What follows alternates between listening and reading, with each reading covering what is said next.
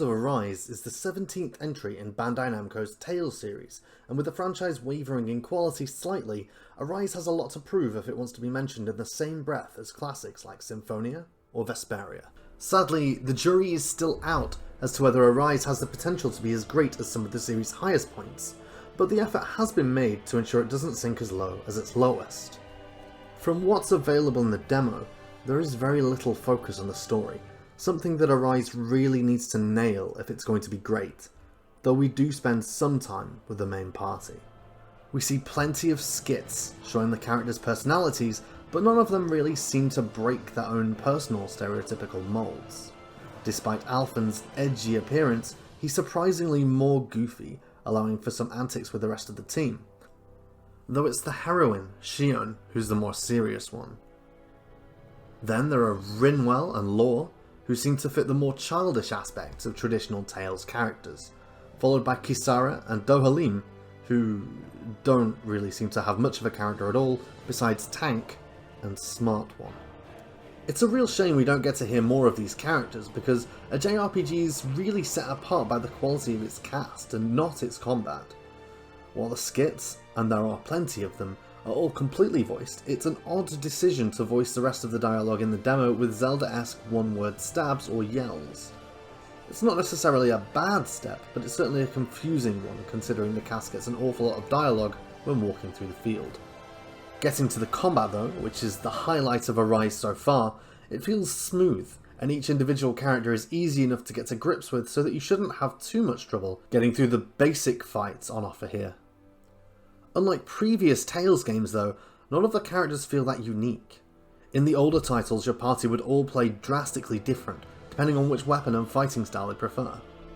In Tales of Symphonia, Lloyd wields twin katanas and blasts around the battle using mobility to overwhelm his opponents, while Spellslinger Genus would play slower and more calculated, struggling in close quarters combat. In Arise, every character feels very much the same. There doesn't seem to be any difference in attack or movement speed at all, and even at range there didn't seem to be much variety in the way attacks worked. Arise's battles leaned heavily on spectacle, with lots going on at any one time, allowing you to bring in your assists from party members mid-combo as if you're playing Marvel vs Capcom, culminating in a special move when a certain meter breaks on an enemy. It's all very pretty to look at, but along with the visual confusion, it's not really all that fun. Arise tries hard to play like Bayonetta, even including a witch time style mechanic for evasion, but the issue is it's not polished to the degree any beat-em-up would be, and all battles can be won by simply mashing buttons in combination between your basic attacks and arts. There are a few twists to the Tales formula that I did find interesting though.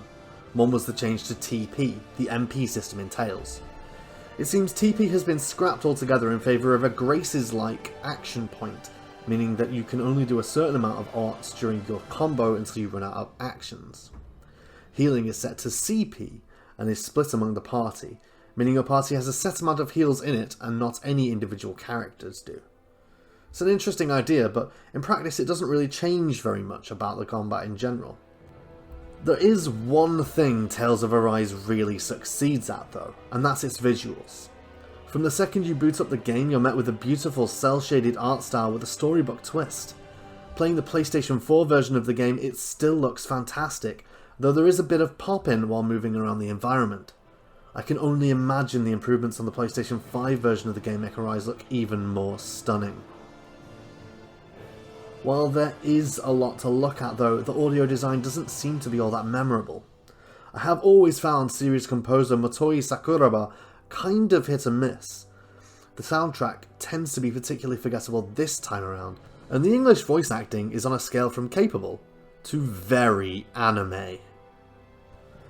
There looks to be plenty to explore in a world that's very beautiful, but whether Tales of Arise can be any more than that depends on the quality of its story and characters, as well as if that combat system is any deeper than it appears on the surface. The trailer unlocked at the end of the demo gives you a bit more insight into the characters, and there is some potential there, but it remains questionable why Bandai Namco created this incredible cast and story for its failing mobile game Tales of Crestoria, only to half-arse it in their flagship title. Tales of Arise is worth watching, but unless you're a die-hard fan of the series, or you're particularly desperate for an anime action RPG, you should probably wait for the reviews to come out. As a big fan of the series, I'm currently unsure what to make of Arise, and if that's not a red flag, I don't know what is. For more on Tales of Arise, as well as more previews, reviews, and game-related content, make sure you subscribe to Sometimes Video Games. I've been Adam Hurd, and thank you for watching.